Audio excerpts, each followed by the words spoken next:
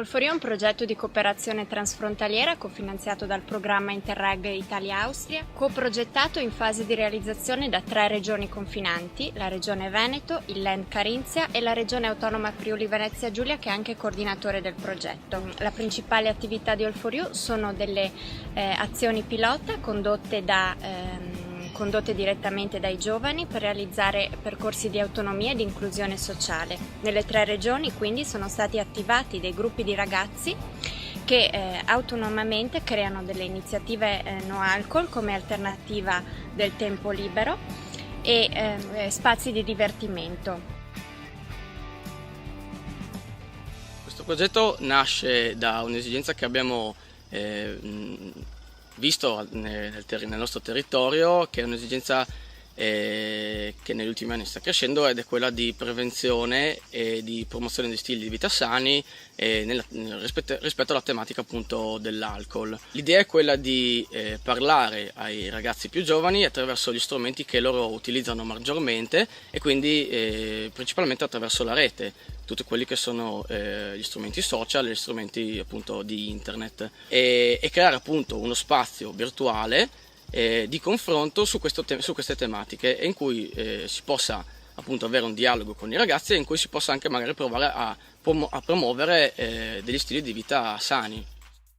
La nostra azione si compone di 2 sottoazioni: la creazione di un sito internet e parallelamente a questo una trasmissione radio gestita dai ragazzi, che ha lo scopo di promuovere appunto il sito e l'attività. Il sito vuole essere un sito diverso, nel senso che è realizzato dai giovani caricando materiale multimediale, dando informazioni in una maniera accattivante e stimolante. E vicino alla costruzione del sito internet con i ragazzi è stato pensato di andare in radio, e Radio Presenza è la realtà a cui ci appoggeremo e con cui stiamo collaborando, e verranno affrontate tematiche diverse, verranno coinvolti gruppi musicali e anche esperti dei servizi territoriali.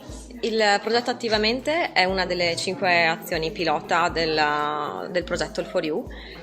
Come obiettivo ha avuto quello di creare delle riflessioni coinvolgendo tutti i protagonisti di un contesto più ampio, ed in particolare appunto ha coinvolto gli adolescenti, che sono il target di questo progetto, gli organizzatori di feste ed eventi, e gli amministratori e gli assessori alle politiche giovanili, allo sport e quant'altro, quindi le istituzioni. Quindi con questi 3 sistemi protagonisti si sono create delle riflessioni su che cosa significa divertimento, che cosa significa divertimento sano, che tipo di divertimento ci può essere, che tipo di contesto promuove un certo tipo di divertimento piuttosto che un altro.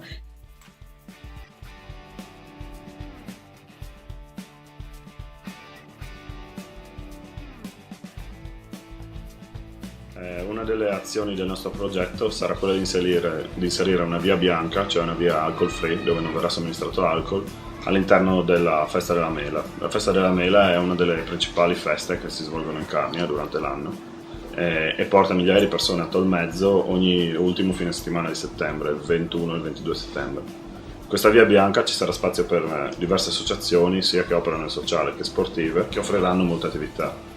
Assieme a loro ci sarà un intrattenimento musicale serale e alcune attività espressive che coinvolgano tutto il pubblico che attraversa questa via.